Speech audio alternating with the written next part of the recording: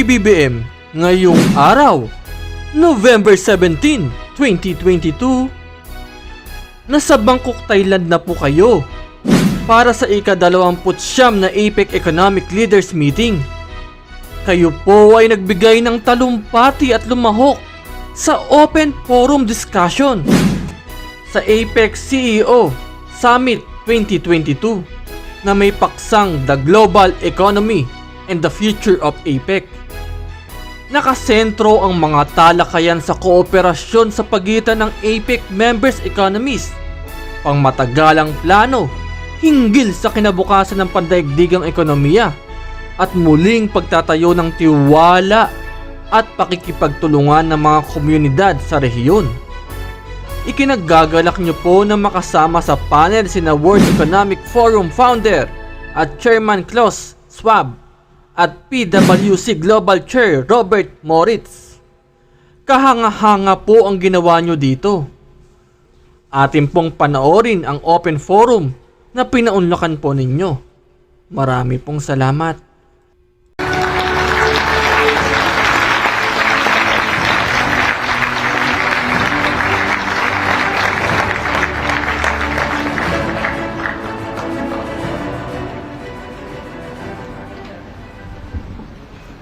Future of APEC. My name is... Good morning, ladies and... May I have the honor to have President of the Philippines, Mr. Ferdinand R. Marcos Jr., to present his views first. We have about 5 to 7 minutes for everyone. So, Mr. President, please, you can sit and also deliver if you want. Okay.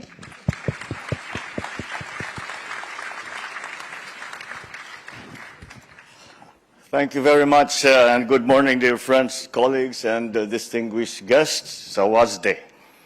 It is pleasant to be able to speak with you and hear such a warm Thai greeting, face to face. It is such a relief for us to be able to go back to the conduct of business in the way that we know is most efficient and most productive. Our smiles, our greetings are now unmuffled by face masks, from which we are slowly moving away, and our relaxed protocols of late are indeed a sign of better times. We now breathe easier, literally, as we usher in a period of moving forward with a guarded normalcy and optimism for our daily lives.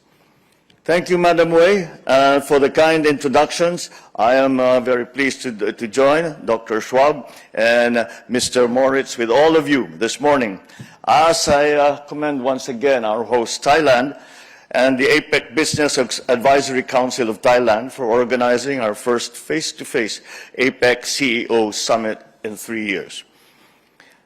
It's the fact that we are here is in itself already an achievement for APEC and for the Asia-Pacific region, as it is a testament to our pandemic response and its economic resilience. It is also clear evidence that our region continues to live up to its potential as a dynamo of cross-border trade and investment in the world. As member economies of APEC, we have a great opportunity to continue nurturing this potential and to continue responding to immediate and imminent challenges. After all, the economic miracles of the past 4 decades were performed by the economies of the Asia-Pacific, and APEC has been nothing less than a driving force of global economic growth. That growth was, of course, interrupted by the pandemic, and our recovery efforts this year have been challenged by soaring prices, supply chain bottlenecks, and serious geopolitical conflict. Dark clouds loom large if we are not to be prepared. They loom on the economic horizon, and now more than ever, our governments and economies must work closer and better together as partners in order to find that break in the clouds where the light of hope and progress can shine through.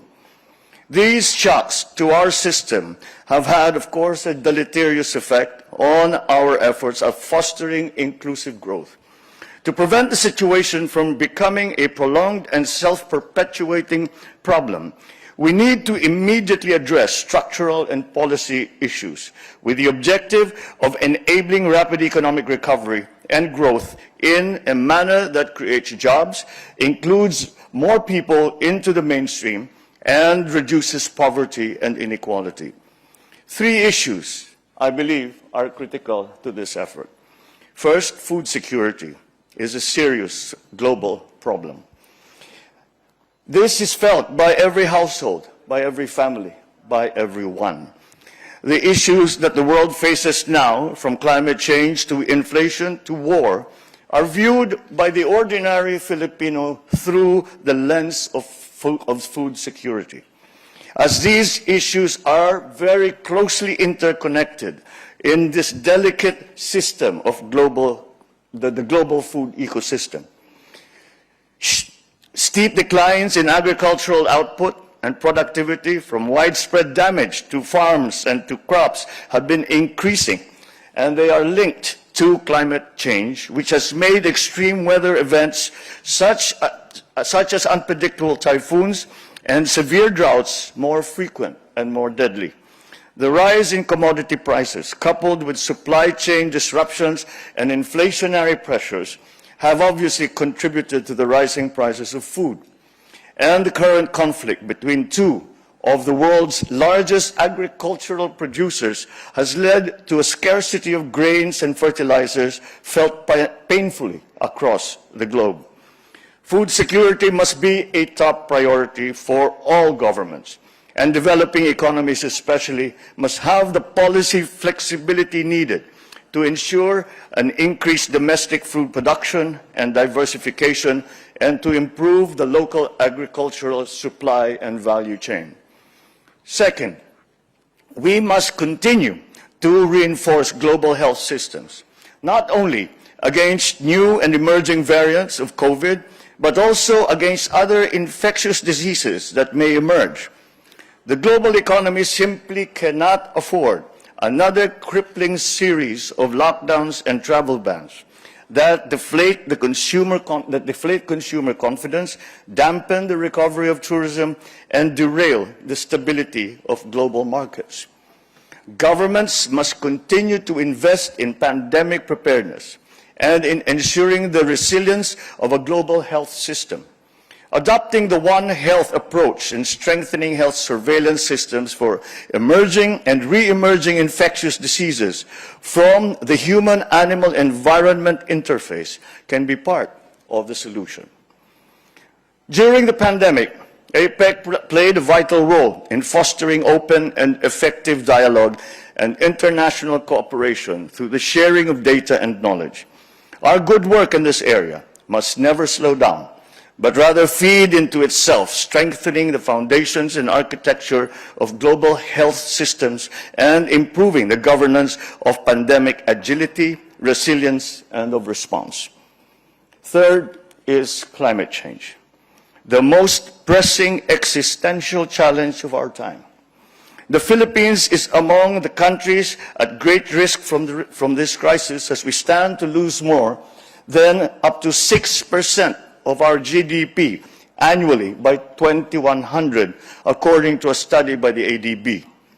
Global agreements that seek multilateral and multinational solutions to the climate crisis, particularly the UN Framework Convention on Climate Change and the Paris Agreement, are there and they are in force. But not enough progress has actually been made as emissions continue to rise. The Conference of the Parties, the COP27, is in full swing, but stronger action is required. As the energy demands of the modern global economy continue to expand rapidly, diversification into renewables and other sources is imperative. And to this end, the Philippines has prioritized hydrothermal, geothermal, solar power, wind power, as well as other low-emission energy sources, by setting a target for 35% renewable energy in the power generation mix by 2030 and 50% by 2040. At the same time, The Philippine government will work closely with the private sector to improve the resilience of people and businesses by leveraging the tools of sustainability, such as innovative supply chain systems, circular economy models for recycling and upcycling, including, of course, the bio-circular green economy model of our APEC host, Thailand. The future of APEC lies in its ability to revitalize its role as the region that drives the global economy. The Putrajaya vision clearly shows us where we need to be in 2040, and APEC member countries must be ready to achieve that. It is a great vision. We will achieve it at variable speeds in order to effectively confront and overcome crises, economic or otherwise. APEC's size and dynamism, coupled with its strength in consensus building and implementing multi-year programs, makes it well-positioned for this task. APEC's future is also a nod to the past. We must leverage our region's core strengths and values as the premier forum in the Asia-Pacific, as an incubator of cutting-edge ideas, as a pathfinder for collaborative solutions to new and emerging trade issues, and as a laboratory for forward-looking and responsive economic and trade policies. Let us continue to build on APEC's long-running partnership with the private sector and be increasingly in lockstep with the APEC Business Advisory Council, which is the voice of the business community in the Asia-Pacific. These partnerships with the private sector are a centerpiece of the transformation of the Philippine economy. APEC's value and relevance are its ability to work with business. There is no other organization or forum that actively seeks the concerns of business the way APEC does, this tight engagement is what makes APEC unique, functional, and important, and therefore it is an engagement that must not only be preserved, but it must be strengthened.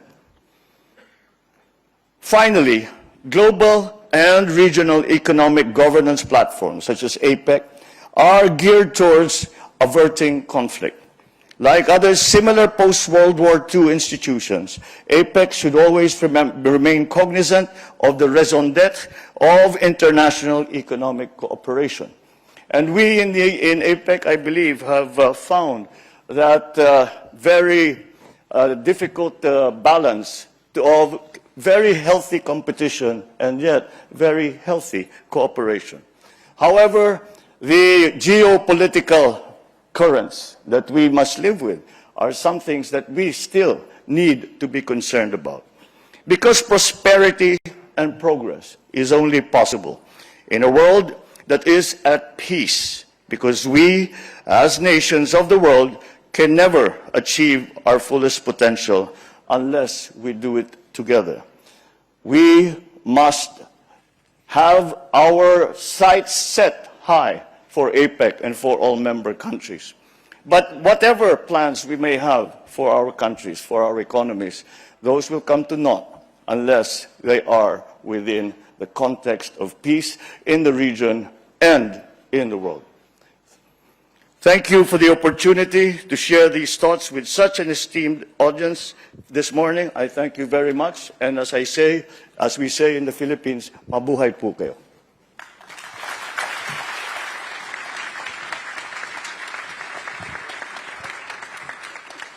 Thank you so much, Mr. President. Please be seated, everyone.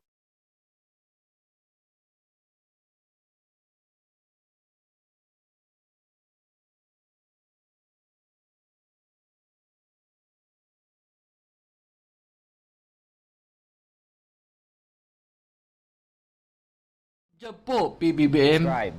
Salamat po sa panonood. Kung bago ka lang po sa aking channel, please subscribe para mas dumami pa po tayong updated sa ginagawa ng ating Pangulo na walang humpay na nagtatrabaho para sa ating bansang sinilangan. Mabuhay ang Pilipinas!